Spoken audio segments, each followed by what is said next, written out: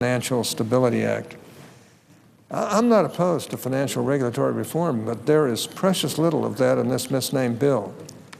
No real financial regulatory reform is something that should have been done a year ago, but instead our leaders here and the Obama administration opted to focus on a Washington takeover of our nation's health care system. There are a few parts to the Restoring American Financial Stability Act that are worthy of support. In particular, I believe we need to monitor derivatives to require more capitalization and demand issuers maintain a stake in the game when creating and selling certain financial instruments. However, I think this bill is going to do more harm than good to our economy. It will weaken our financial system rather than strengthen it. Furthermore, it not only preserves the fragmented financial regulatory structure that is already in place, but adds even more burdensome, costly, and misguided regulations. Before I list my concerns about the bill, I'm going to address the specious accusations that I've heard from the other side of the aisle that Republicans are being obstructionists and are trying to protect the interests of Wall Street over those of Main Street.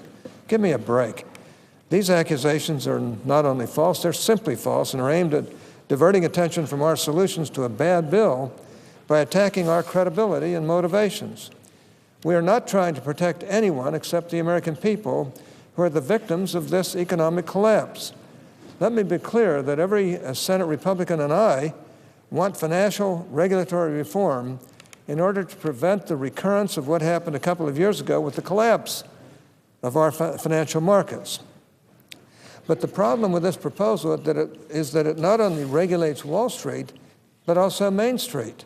It goes beyond regulating large financial institutions that caused the problem and proposes to regulate community banks and credit unions, payday lenders, and other small businesses, and almost any business that provides financing to their customers.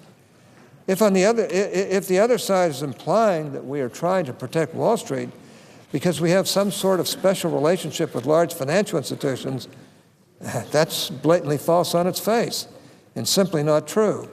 Large financial institutions contributed way more to Democrats and Republicans in the last election and elections before that. If anyone's guilty of trying to do a special favor for Wall Street, it certainly isn't this side, is all I can say. And if you look at the financial filings, it's pretty darn clear who Wall Street supported. If anything, I believe that this bill will benefit Wall Street in the sense that it's what they can always get around. It would provide a perpetual bailout for large financial institutions. I know there's an argument against that, but look at the bill. It would require higher capitalization for many of the companies in which these institutions invest and place larger financial institutions at an unfair advantage over smaller financial institutions. But don't take it from me. Take it from the CEO of Goldman Sachs, Lloyd Blankfein, who said that, quote, the biggest beneficiary of reform is Wall Street itself, unquote. He's a smart guy, and he deserves to be the president of Goldman Sachs, one of the more important companies on Wall Street. But let me tell you, there isn't any way that they won't get around whatever we do here today. They're smart people. They're the smartest on earth. So the claim that Republicans are trying to protect Wall Street, that doesn't hold very much water at all. Now, some on the other side of the aisle have claimed that our objective is to obstruct the passage of any financial regulatory reform bill. I can't agree with that. In fact, I cannot disagree more.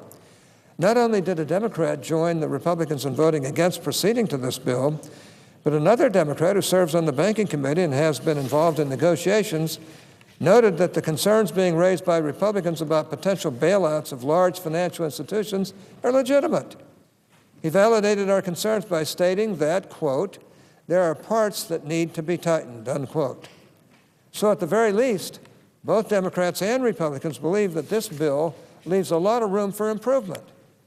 Now, I would like to turn my attention to the substance of the bill. The reasons I am opposed to this legislation are because, along with many others, I have serious misgivings about its effectiveness.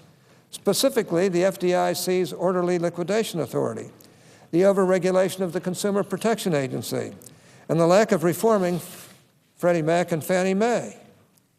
The meltdown of our financial markets highlights a major flaw in our financial regulatory system, the expeditious dissolution of a financial institution. I recently finished reading former Treasury Secretary Hank Paulson's book, On the Brink, which details the time leading up to the catastrophic bank failures and the handling of the crisis. I'd like to just read a short passage from that.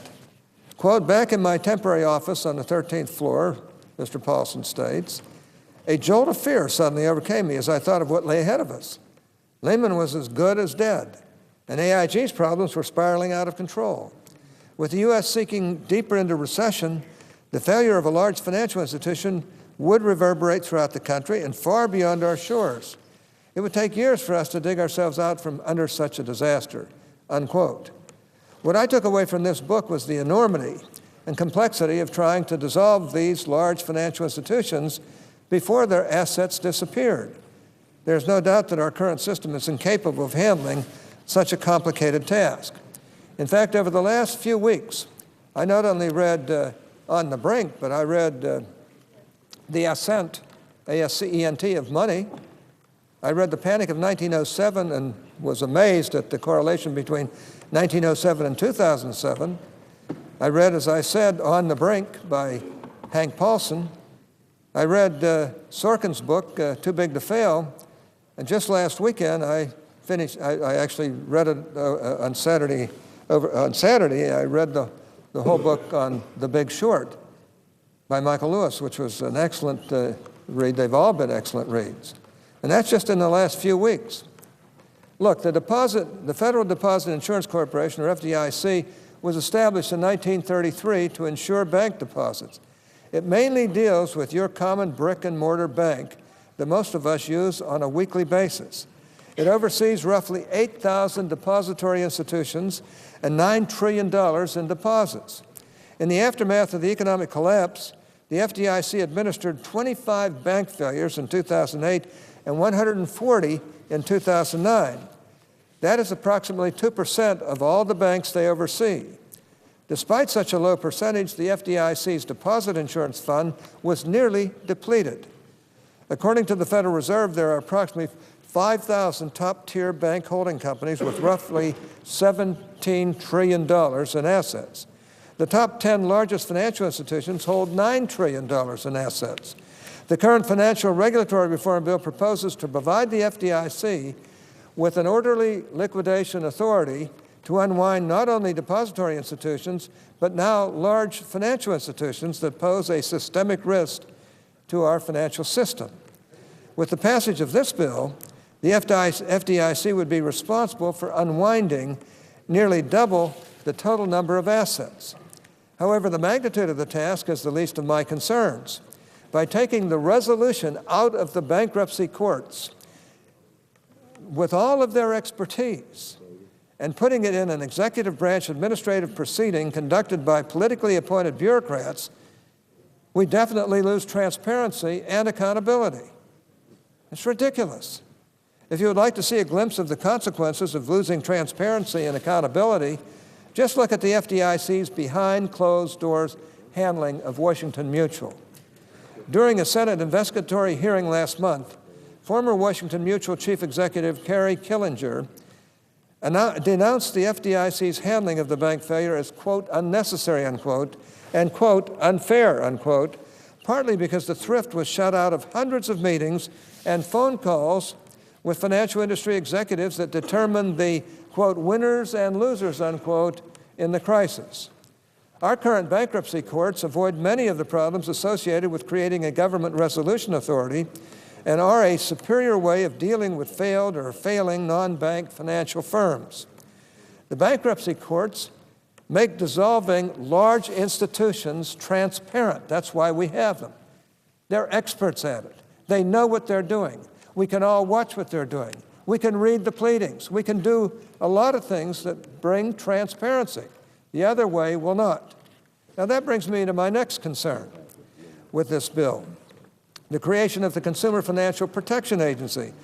Of course, I think we can all agree we need to strengthen consumer protection within our financial system. But I first believe we need to ask what went wrong with the current system before we create yet another government agency to create more regulations and oversight.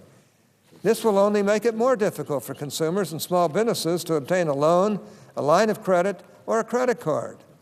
The entire alphabet soup of federal government agencies, the FDIC, OCC, SEC, FTC, and the Fed, all have consumer protection divisions.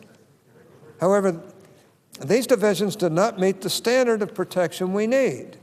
Extracting these consumer protection arms from each of the agencies and putting them in a new agency is like taking the worn parts from several clunkers and using them to build another car. You will still have a clunker. Furthermore, think of the costs that new local banks, credit unions, payday lenders, and other industries that deal with credit, such as auto dealers and other small businesses, will incur when trying to comply with all these new overly burdensome regulations. But the worst part of this legislation is what is missing: reform of Fannie Mae and Freddie Mac. These two mortgage agencies caused the financial crisis by backing loans to people who couldn't afford them. But that certainly didn't stop Uncle Sam from bailing them out at a cost to taxpayers of some $145 billion. This financial abuse is swept under the rug because the debt is not put on our books. These companies, which the government now fully owns, are not considered government agencies and therefore are not included when tallying up our outrageous trillion-dollar deficits. And I might add, that's just the beginning. We all know that Fannie and Freddie, they are about to explode into all kinds of bigger problems.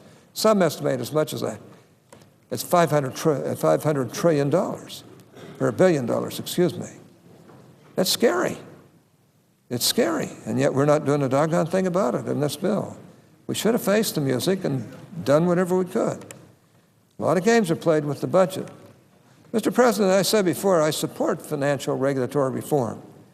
However, this bill falls short of reform and opens the way for another economic collapse to occur.